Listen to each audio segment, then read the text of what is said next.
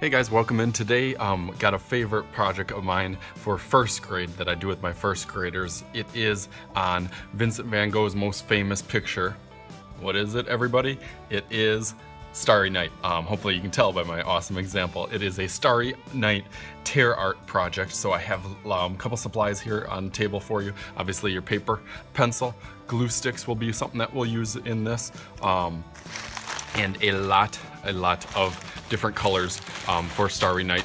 Usually I'll show the kids an example of the Starry Night. I also have a picture up in my classroom also, but I'll have my little picture of the computer on here. Definitely some cool colors in there for my kids that know what cool colors are, but lots of blues, yellows, and a little bit of black and white. So I try to get as much paper as I can torn up kind of before the project, and then after the project, the kids will have lots and lots of torn up paper that they can kind of use and pair up. But before we actually get to this part of it, I just want to show you kind of the final piece of it. I'll give you some examples of what kids look like a little bit later. But okay, so the first part of Starry Night that I want you guys to focus on is the things that jump out in the picture to you. When you see the picture, when you see Starry Night, what are the things that really jump out at you as kind of the main subjects or the main kind of shapes in that picture? And what I probably pick out first is probably that kind of flame tree black looking shape on the left side. That's usually what kids go to first.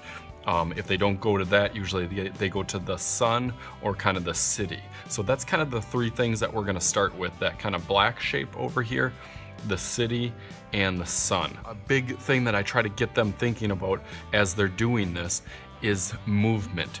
And Vincent van Gogh was really good in his pictures about creating movement with his artwork. So in your artwork that you're doing, you should try to have some movement. And what I mean by that is your hands should try to be moving as much as possible when you're kind of doing your sketches and your picture, because that was what he was kind of famous for. And I do that pretty easily by holding my pencil a little bit back to start out lightly. And then I just try to pick out some of those shapes. So maybe I'll start with that big black flame tree looking thing. I'm not quite sure what it is, but leave a comment below if you know what that image is in Starry Night.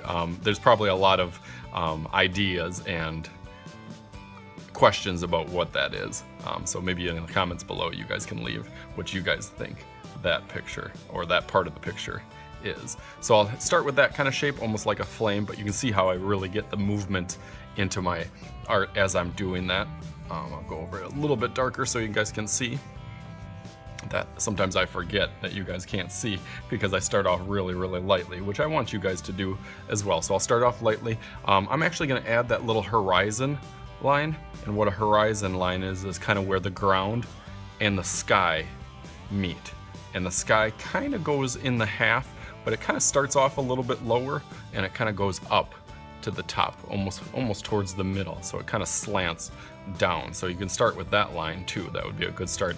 And then the city is down here and the sky up here and this little sun. It's kind of a sun moon because it kind of has that sun on the outside, but then it has the moon actually inside of there. And then some of our city. So you could actually start doing, some of your little squares for your buildings down here. So you could add some of those into there, and they get a little smaller in the distance because we know that things in the distance look smaller than they do when they're really close. So my hand, as it gets closer to you and closer and closer and closer, it gets bigger and bigger, and as it gets further away, it gets smaller. So we know that things in the distance are really small, but then as they get closer, they get a little bit bigger. And then there's that one kind of church, that kind of the steeple of the church kind of goes really tall in there. So I always try to add that in there. And then, like I said, for the sky, you get kind of that movement and that kind of swirls in that sky. So you can kind of add some of that, go back and forth and kind of really exaggerate some of those lines and clouds into there. It always, kind of circles around the sun, goes back into here, and then go back and forth. So that's the first part. So there's kind of a three-step process to this, much like a lot of my other projects, to where this is the first step. So you do this with pencil, and then from here, you actually start getting some of this paper out and trying to pick apart what parts will get a light blue, which parts will get a dark blue, which part will get a white, a black, and a yellow, and try to start piecing those on there, obviously with the glue stick to making them stick on there. So if I was gonna pick maybe some of this blue, you know, maybe some kids will actually start ripping it to almost a shape in there.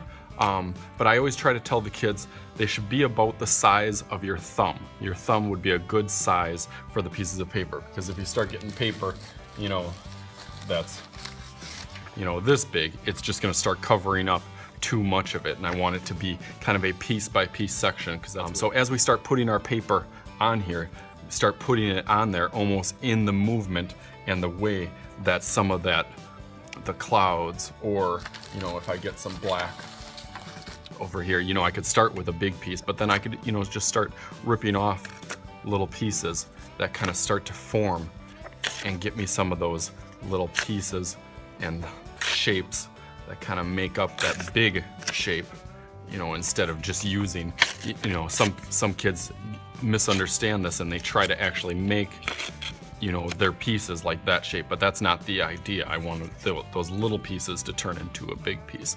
So as you're setting them down here, you can glue them at that same time.